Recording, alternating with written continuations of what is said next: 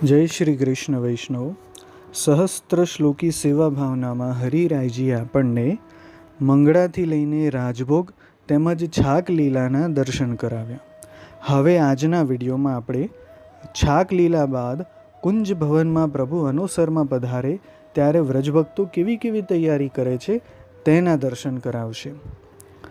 બપોરે વ્રજભક્તો કુંજ ભવનમાં પ્રભુને માટે સિંહાસન અને શૈયા સિદ્ધ કરે છે અને અનવસરમાં ઉચિત સામગ્રી વગેરે સર્વ સાજે છે. તેનો પ્રકાર 31 શ્લોકથી વર્ણન કરે છે. પોતાની ગાયોના સમૂહને ચરાવવાનું કાર્ય ગોપોને સોંપીને પોતે એકલા નિકુંજમાં પોતાની સખીઓના યુથ સહિત શ્રી સ્વામિનીજીના યુથમાં પધાર્યા. જે સ્થળ સર્વ ઋતુમાં સુખ આપે એવું અને સર્વ શોભાયુક્ત હતું તેને સખીજને પોતાના બંને હાથથી ઝાડીને જગ્યા સરખી કરી. અનેક પ્રકારના પ્રકાશથી શોભાયુક્ત મણીના દીપકોથી તે સ્થાન શોભતું હતું અને ચારે તરફ સદા પવનના પ્રવેશને માટે તેમાં ગોખલા કર્યા હતા. ગોખ માર્ગથી પ્રવેશ થઈ શકે એવો એક લતાઓનો બનાવેલો મંડપ પણ ત્યાંની શોભામાં વધારો કરતો હતો. ભ્રમર ગુંજારવ કરી રહ્યા છે, જાણે ગંધર્વ રાજોને ગાન કરતા હોય એવો વિનોદ થઈ રહ્યો હતો. ત્યાં લતાઓમાંથી ફૂલો ખરી પડતા હતા, તેથી આસપાસ સર્વ જગ્યા ભરાઈ હતી. ત્યાં ભ્રમરના ગાનની પાછળ સખીએ ગાયેલા ગીતનો ધ્વનિ થઈ રહ્યો છે, તેથી તે સ્થાન પ્રિય લાગવા લાગ્યું. પોતાના સ્વામિનીની રતિકથાના કથનનું શ્રવણ ત્યાં સારી રીતે મળવા લાગ્યું. લતાઓના બનાવેલા નિકુંજ ભવનનું એકાંત સ્થળ બહુ શોભવા લાગ્યું. પુષ્પના મકરંદના રસથી ઉન્મત્ત વનના પક્ષી વગેરેનો સ્વર બહુ પ્રિય લાગે છે. ત્યાં ચારે તરફ ઝરણાના જલથી ભીની થયેલી પૃથ્વી અત્યંત શીતળ બની ગઈ છે. ચારે તરફ સુગંધી પુષ્પનું જલ છાંટ્યું.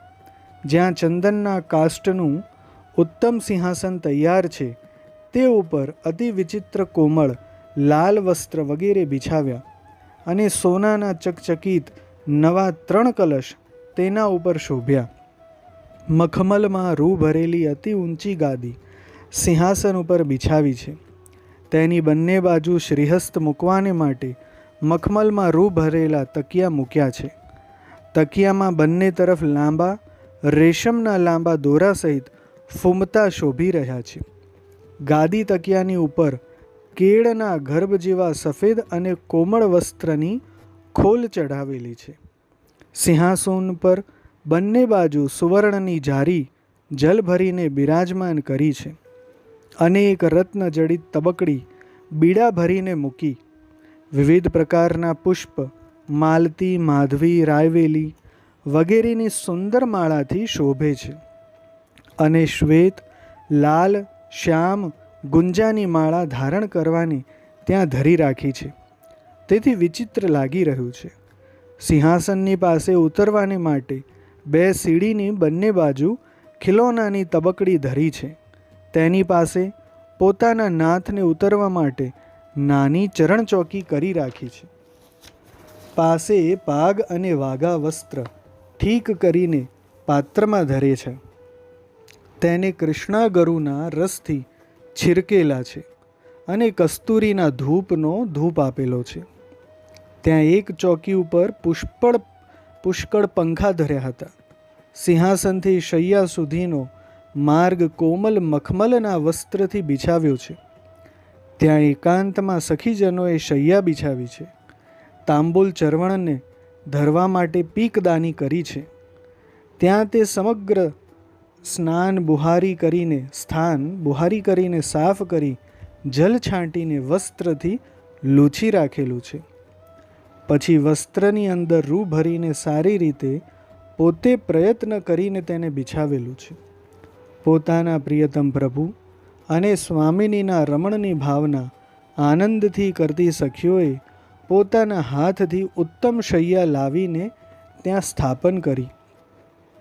તેના સુવર્ણના 4 પાયા રત્નજડિત શોભે છે. વિવિધ પ્રકારના રેશમી વસ્ત્રો વડે રેશમના દોરાથી ગૂંથી છે. પોતાની સ્વામિની અને પ્રિયતમ પ્રભુના કોમલ સ્થાનરૂપ થાય તે માટે ફરીથી વસ્ત્રની અંદર રૂ ભરીને ગાદી બિછાવી.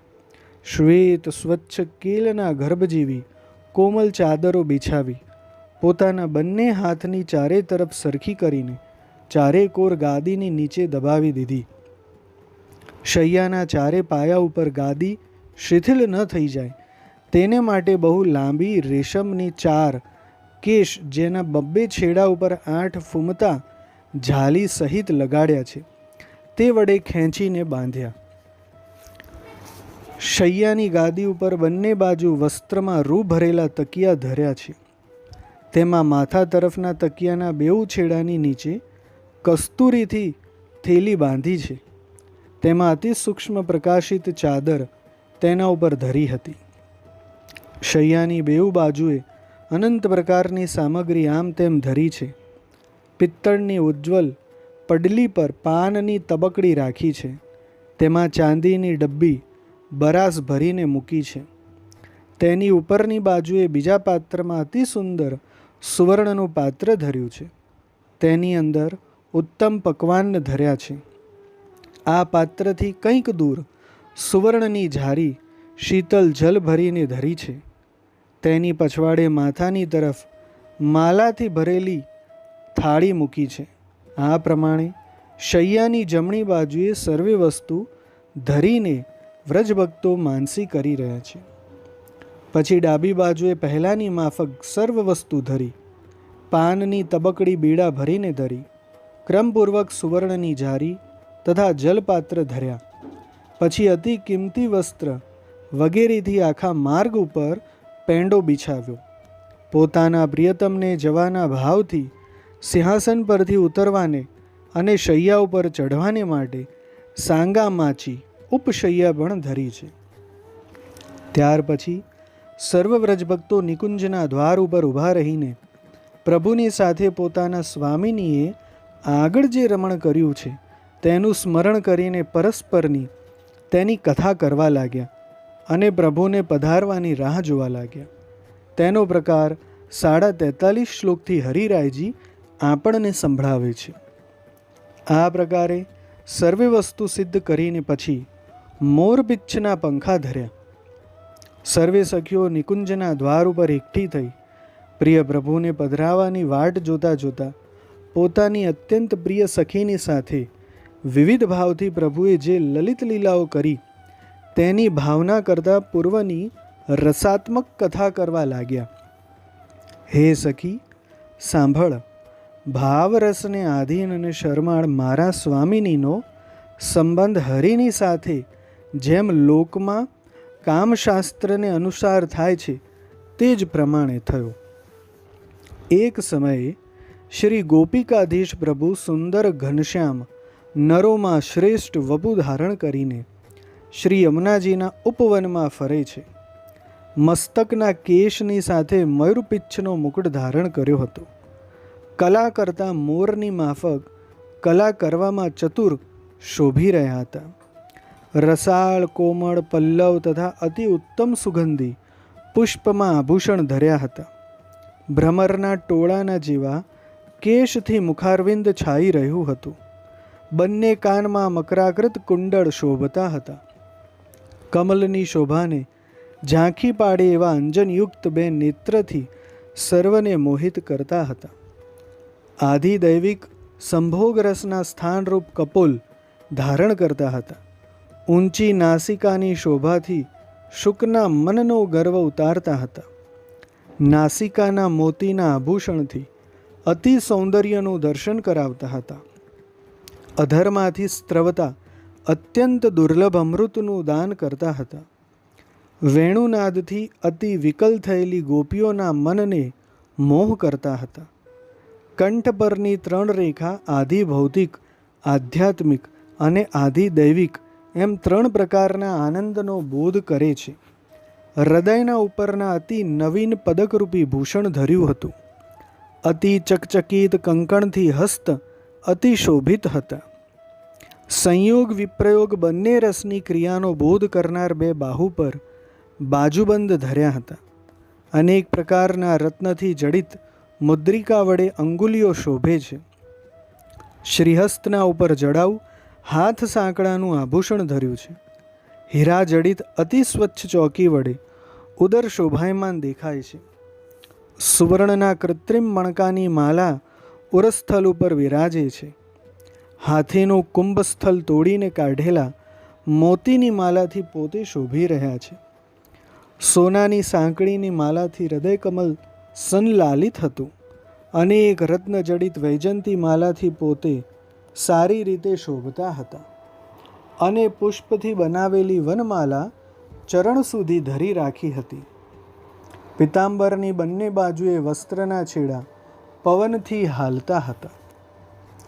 ગ્રીવા વાંકી કરીને ભ્રમર નચાવતા વેણુ વગાડવામાં તત્પર થયા.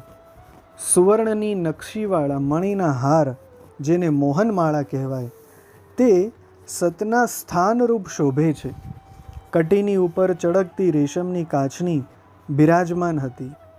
કટી પર બાંધેલી કાંચીના રેશમના ફૂમતાથી આપ શોભે છે.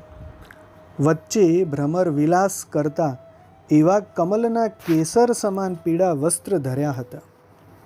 પોતાના નખમંડલની કાંતિથી ચંદ્રની શોભાને જીતી લીધી. રત્નજડિત પ્રકાશિત બિછુઆથી ચરણની 10 આંગળીઓ શોભે છે. તુલસીની માળા શરીરની મધ્યમાં રહીને ચરણનો સ્પર્શ કરી રહી છે. શ્રી યમુનાજીના તીર ઉપર જલના સ્પર્શથી શીતલ વાયુનો ભોગ કરતા હતા. શ્રીઅંગમાં અનંગનો ઉદ્ભવ સારી રીતે થવાથી શ્રીઅંગ અનંગ ભાવથી ભાવિત થયું. અનંગમાં પોતાના અંગને વધારે સુંદર જોઈને જેમની દ્રષ્ટિ ચકિત થઈ, શ્રી યમુનાજીના તીર ઉપર વિલસતા વૃક્ષ અને પુષ્પ જોવામાં જ તેમનું ચિત્ત હતું. ગુંજાફલના બનાવેલા અનંત આભૂષણથી જેમણે પોતાનું અંગ અલંકૃત કર્યું હતું, પ્રગટ ઉત્તમ હૃદયના ભાવવાળા યુવતીવૃંદથી પોતે વીંટળાયેલા છે. નાના પ્રકારના રાસ રસના આનંદમાં પોતે નિમગ્ન છે. તેમને રમણ પ્રિય છે. શ્રી ગોપીજનના બંને ભુજાથી જેમને આલિંગન થયું, જે પોતે પણ ગોપીજનનો સંગ કરે છે, ભાવ સહિત ગાન કરતી પ્રિયાઓથી જે વીંટળાયેલા ફરે છે, એવા વ્રજપતિને મારા સ્વામિનીજીએ જોયા. દર્શન કરતાં જ એમની દશા કંઈક ઓર પ્રકારની થઈ. એમને મૂર્છા આવી ગઈ. ત્યારે સખીજનો એમને નિકુંજ ભવનમાં લઈ આવ્યા અને એમને જાગૃત કર્યા. ત્યારે અતિ વિકળતાથી કાંઈક વચનામૃત બોલવા લાગ્યા. હે વ્રજા, પુરુષાર્થરૂપ હે વ્રજાધીશ, હે વ્રજના આનંદ, હે વ્રજપ્રિય, હે વ્રજૈક નિષ્ઠ, હે વ્રજના ભોક્તા, હે વ્રજના દોષ નિવારક, હે વ્રજપાલ, હે વ્રજને સ્વસ્થ આપવાને પોતાનું રૂપ પ્રગટ કરનાર, હે વ્રજાત્મક, હે વ્રજ સ્વામીન, હે વ્રજ પ્રાણ, હે વ્રજના ધન, હે વ્રજેશ્વર, હે વ્રજના સર્વ જીવને અને જનને આહલાદ આપનાર, હે વ્રજના પરિગ્રહ કરનાર, હે વ્રજનાથ, હે વ્રજ પ્રિયતમ, હે વ્રજને મહોત્સવ રૂપ કરનારા, હે વ્રજવાસીના હૃદયમાં વાસ કરનાર, હે વ્રજમાં વાસ કરનાર, હે વ્રજને ગોદમાં ધારણ કરનાર, હે વ્રજના ભાવરૂપ, હે વ્રજના આનંદરૂપ, હે વ્રજના સૌંદર્ય રૂપ, હે વ્રજના સદગતિ રૂપ, હે વ્રજમાં આવેલા અસુરોને હણનાર, હે વ્રજવાસીઓના મનને મોહ કરનાર, હે વ્રજમાં લીલા કરનાર, હે નિત્ય વ્રજની ગાયોના ટોળાઓને ચરાવનાર, હે વ્રજને અર્થે લીલા કરનાર, હે વ્રજને માટે ગિરિરાજ ધારણ કરનાર, હે વ્રજેન્દ્ર, હે વ્રજમાં સર્વદા ચરણ ધરવાવાળા, હે વ્રજાસક્ત, હે વ્રજના સર્વ પુરુષાર્થ આપનાર, હે વ્રજના કામદેવરૂપ, હે વ્રજના આધાર, હે વ્રજમાં આશ્રય કરનાર, જનોના આશ્રય રૂપ, હે વ્રજના એક શરણરૂપ, હે પોતાના વ્રજનું પોષણ કરનાર, હે હૃદયમાં વ્રજને ધારણ કરનાર, હે વ્રજરાજ સુત, હે સ્વીય વ્રજના રાજાના કુમાર, હે વ્રજેશ્વરી, શ્રી યશોદાના પરમ પ્રિય પુત્ર, હે વ્રજના સ્ત્રીજનથી સેવાયેલા, હે વ્રજની આરતી હરનાર, હે સ્વીય વ્રજની ભાવના કરનારાઓથી ભાવિત, હે વ્રજમાં સ્થિતિ કરનારની વિયોગ આરતીને હરનાર, હે વ્રજનાયક, હે નંદરાયજીના વ્રજથી અન્ય વ્રજ તથા નંદરાયજીના વ્રજ એમ સર્વ વ્રજમાં રહેનારાઓના એક પતિ, હે વ્રજને ગતિનું દાન કરનાર, હે વ્રજૈક શરણ, હે સ્વીય ભક્તનો નિરોધ કરનાર, હું જે ભૂમિ ઉપર પડી છું તેને ઉઠાડો. તમે પતિતનો ઉદ્ધાર કરવાને શક્તિમાન છો. હે કરુણાનિધે, આપનો કરકમળ મારા શિર પર ધરો. હે દયાળુ, મારા હૃદયમાં વાસ કરો. હે પ્રિય, વારંવાર આલિંગન કરો. મારા હૃદયમાં રહેલા તાપને દૂર કરો. હે કૃપા સિંધુ, ભક્તના દુઃખ હરવાના આપના ધર્મનું સ્મરણ કરો. મારા બિંબ જેવા અધરમાં રહેલું મધુર મધુ કે જે માત્ર તમારે જ ભોગ કરવા યોગ્ય છે તેનું પાન કરો. હે નિજજનના કરુણા સિંધુ, તેને વ્યર્થ કરો નહીં, સારી રીતે તેનો ભોગ કરો.